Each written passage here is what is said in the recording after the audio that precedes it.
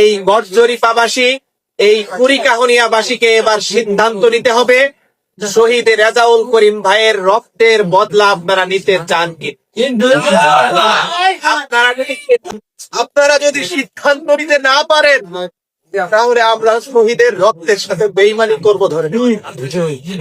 আমি এজন্য আপনাদের ভাই হিসেবে, বন্ধু হিসেবে অনুরোধ করছি, শুধুমাত্র ন্যায় এবং ইনসাফের পক্ষে থাকার কারণে এই এলাকার এমন কোন মানুষ শহীদ রেজাউল করিম ভাইয়ের ব্যাপারে এই সাক্ষী দিতে পারবেন না তিনি অন্যায়ের পক্ষে ছিলেন। এই সাক্ষী কেউ দিতে পারবেন না কারণ 1 টাকা তিনি বেড়ে খেয়েছেন। সেই শহীদ রেজাউল করিম ভাই যে কারণে শহীদ হলেন, সেটি হচ্ছে তিনি ন্যায় এবং ইনসাফের পক্ষে লিখেছেন।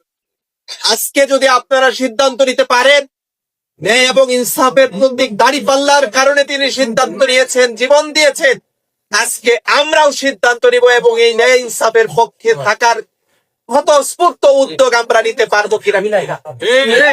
আপনারা যদি এই সিদ্ধান্ত নিতে পারেন, তাহলে আমরা কথা দিচ্ছি, আমরা এই সমাজে ন্যায় প্রতিষ্ঠার জন্য, ইনসাফ প্রতিষ্ঠার জন্য দাঁড়িপাল্লা প্রতীককে ভুলে যায়নি।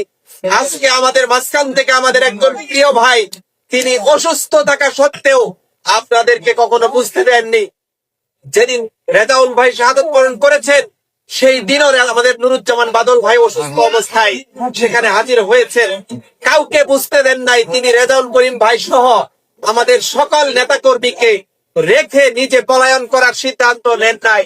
এভাবে তিনি পরপর টানা বেশ কয়েকদিন অসুস্থ অবস্থায় ময়দানে বিচরণ করার কারণে শেষ পর্যন্ত তিনি হাসপাতালে যাওয়ার পথে শেষ নিঃশ্বাস ত্যাগ করেছেন। আজকে সেই নুরুজ্জামান বাদল এবং শহীদ রেজাউল করিমের উত্তরসূরি হিসেবে আমাদের মাঝে দাঁড়িয়েছেন আমাদের প্রিয় ভাই মাসুদ। আজকে আলহাজ মাসুদ ভাইকে দাঁড়িপাল্লা প্রতীকে আপনারা যদি ইনসাফের প্রতীক হিসেবে বেছে নিয়ে, ইনসাফের সুবিচারক হিসেবে যদি বেছে নিতে পারেন, তাহলে আমরা সিদ্ধান্ত নিয়ে এই ময়দানের সকল অন্যায়কে দূরীভূত করার জন্য উদ্যোগ নিতে পারবো ইনশাআল্লাহ।